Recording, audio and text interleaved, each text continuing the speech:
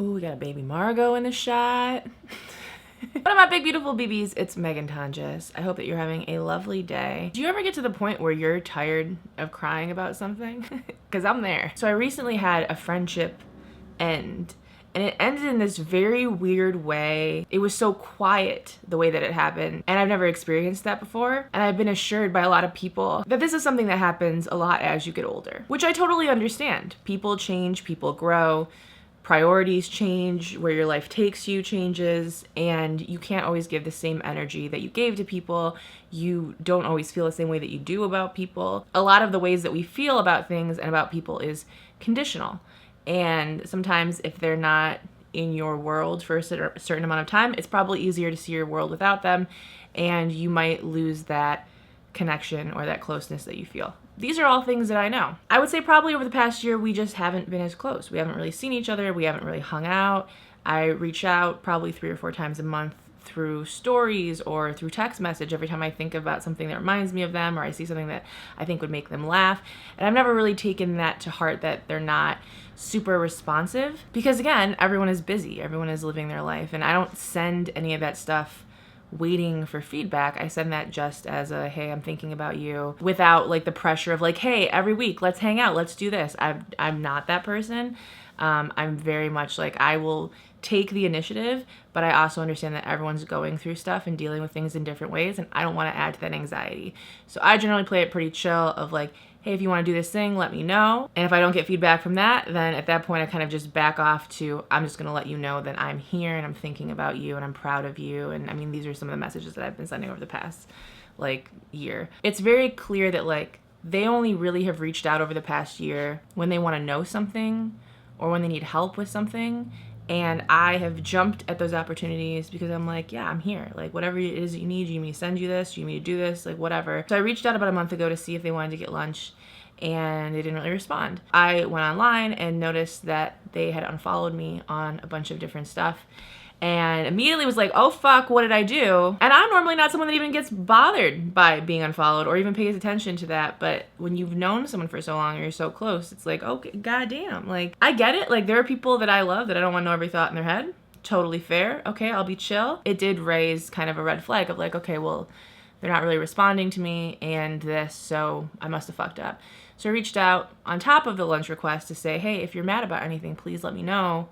You know, you might just be overwhelmed and busy, and I totally get that because I'm exactly like that and I never respond to things. But if there's something that I've done, you know, please give me an opportunity to fix it. And the response that I got to that was, hey, I'm not mad at you. I'm just really busy and I have no free time. I also think that we're just in different places in our life. To which I responded, I'm really sad about this and I'm here for you. And then I proceeded to cry the rest of the day. I felt so bad because I had a friend coming over, this poor, lovely friend of mine, who just like embraced me and held me and just let me cry and be upset about it and empathize with me because she had also gone through similar experiences, and I think just validated for me that it's okay to be upset. Like, I would be upset too. And so I spent the first day really upset, and the next day I wrote out this really long kind of more in-depth response than just like, hey, I'm sad and I love you, which was basically, we've known each other for a long time. We've been a part of some really big important parts of our lives together. I would hate to think that I've done something or said something that hurt you enough that you can kind of see your life without me. So I would love to have an opportunity to fix that or to make amends or to give context to something that I've done. We've never even had an argument. We've never had a disagreement. So your response to me felt really cold and weird, and I just wanted to let you know that I'm here for you, and I'm sorry if we can't go in this next part of our life together.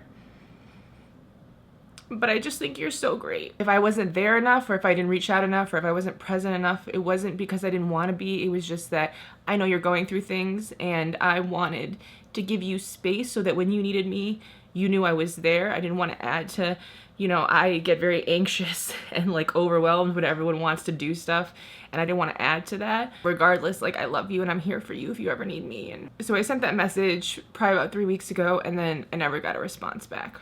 So it's been hard.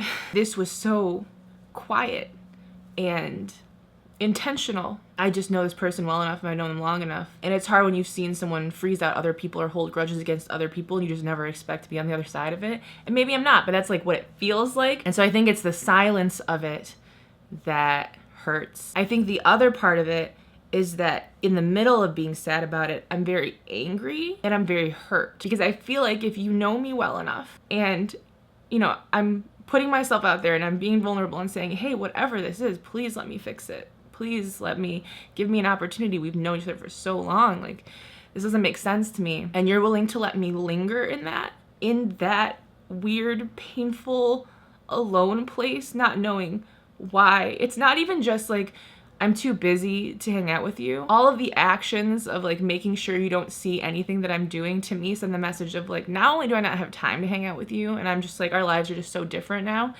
I don't want to see anything that you're doing. I don't support anything that you're doing, and I don't really want to like be reminded about you. Because I really would have liked to live up to being the friend that I know I am and, you know, that they deserve. But also like, I would like that in return, I guess.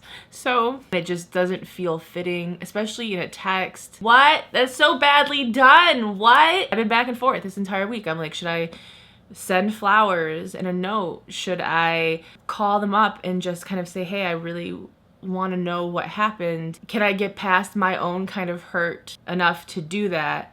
Is it worth it? Am I just opening myself up for absolute rejection again? It's hard because part of me is just like, I want to burn it down. I hurt so much. I want to block everyone that we even mutually know and everything because I just don't even want to like ever think about it, which is not realistic. The other part of me wants to like overly mother and kind of even past the point of me being hurt, make sure that they're okay and that they know that I'm here for them, even if that's not what I'm getting in return. I don't know that it's for the best, but it is what it is. And so I'm working on accepting that gracefully. I feel like the way that you say goodbye to someone should match and be respectful of the relationship that you had. And it just felt very disrespectful and I'm hurt. I wish I knew what to regret so I could regret it, because otherwise I just feel like this person I had a lot of love for just doesn't see value in knowing me anymore. And I think the lesson, hopefully, is that I just never want to make anyone feel like this. Even if I don't see it for them or even if we've grown apart, I want to make sure that they at least hear my voice. I know that a lot of you are dealing with friend breakups, so I felt like I would share my experience to let you know that you're not alone. I'm going through it too, and hopefully it makes us better friends and better people. And you never know how the world works out, right? People that leave your life might come back into it. I'm also going to get my birth control out today, which I'm pretty excited about, which maybe that will help with this situation. I am being very intentional with the way I'm talking about this because it's not really about the specific relationship or the friendship or anything like that. It's about the experience itself. I think a lot of times we get lost in like trying to figure out the who and the what and the why. And the reality is that like that's not important. It's just that I needed to share this experience with you because I know a lot of you are going through it. I also need to do it for myself to just get it off my chest so that I can stop crying about it and let this be the last time that I cry about it and be free from it. I really do appreciate you. You make it a lot easier to kind of get through stuff like this. I hope you say hi to your grandmas for me because I got places to go. I have people to touch. I like your faces very much. And I will see you soon.